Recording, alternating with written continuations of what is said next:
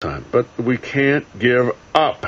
And one of the people here that I think is not going to give up is on the phone with me, Jeff Noble. His website is votejeffnoble.com. He wants to be a Michigan State representative in the 20th District. He's got to get through a primary first. And, Jeff, how are you going to be better than all the horse pimps and thieves I just described already in Lansing? Well, you're absolutely right, Thayrone. You know, we keep putting the same folks back in, expecting something to change. And the fact of the matter is this is why we got involved. Senator Patrick Colbeck asked me to run back in January, and we got involved saying, hey, we're going to let our yes mean yes and our no mean no.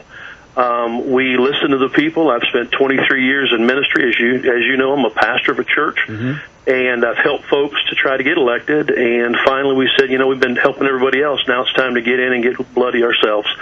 So we've jumped into the race. We're bringing true conservatism to the race. We're standing up for the Second Amendment. We're standing up for pro-life.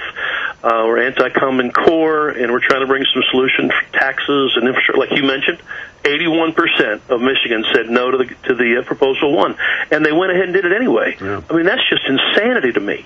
Well, it seems to me on every level these days, Jeff, it's so frustrating in that the people are just disenfranchised. It's almost like you stupid people go back to your jobs and keep giving us your taxes and shut up and don't even make a case because we're not paying any attention to you anyway.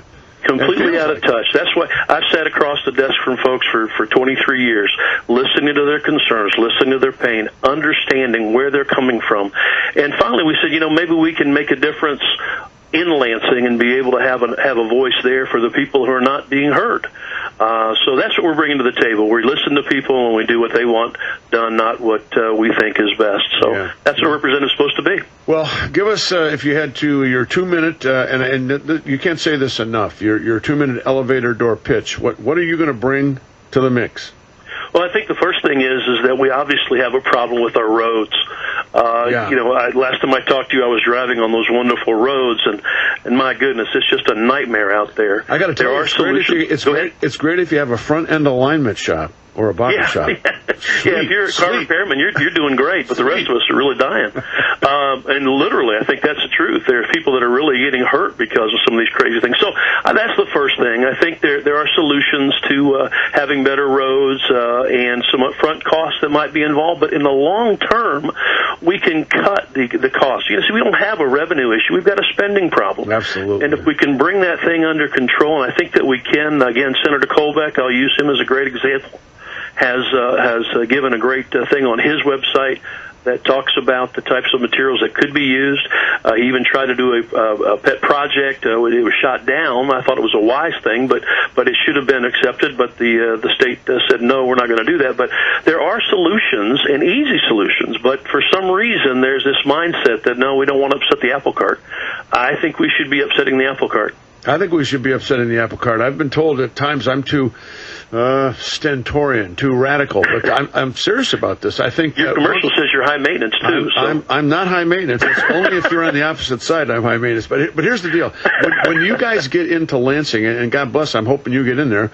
I'm on your side. But when you get there, it's almost like I'd rather see somebody die on their sword, if you will, screaming about why the right thing's not being done, as opposed to not saying anything, trying to vote the right way when you get a chance, and just being sort of innocuous and mousy. I'm tired of that. I want warriors in there.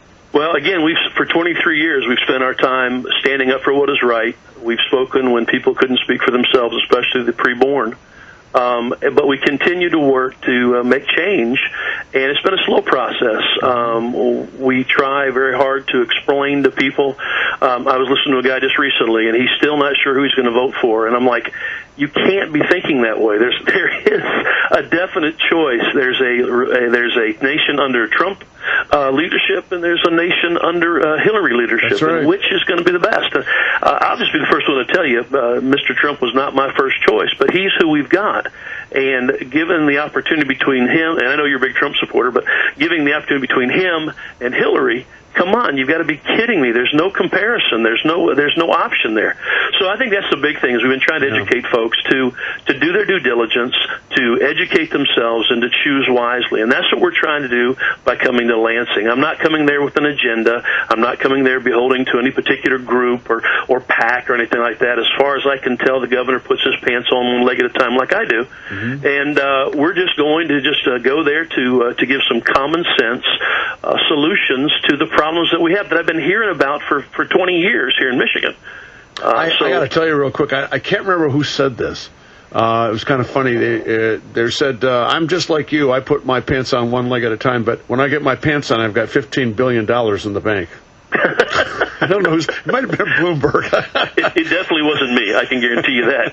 Pastors don't make much. Well, listen, man, you've got to prevail. I mean, you're the good guy in this. I know that. Hey, let me tell you how you can help us, though, if you would. For number one, you told folks about our website, votejeffnoble.com, but we're also doing a road rally this coming Friday. Mm-hmm. Can I tell anybody about that? Is that okay? Absolutely. Okay. We've got a group of people that are going to be meeting on the corners of Ann Arbor Road and Haggerty in Plymouth from 4 to 6 on Friday. We did this last week in Northville, had a huge response. Man, I had folks asking me for signs. They were stopping on 6 Mile and saying, give me a sign. So, and I don't mean a sign like from heaven, but actually a sign that says jeffnoble.com. And we had a huge response. We're going to do that again this Friday just to get the name out there because we're the underdog. We're not a part of the establishment. We're not a politician.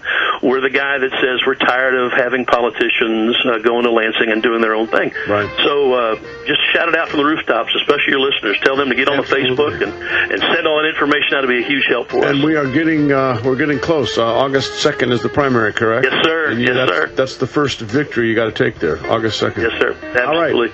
Thayrone, thanks for all you're doing, man. You're a great patriot. Well, thank you. Thanks for what you're trying to do. We hope we can get you over the finish line. VoteJeffNoble.com. VoteJeffNoble.com. You're on the edge.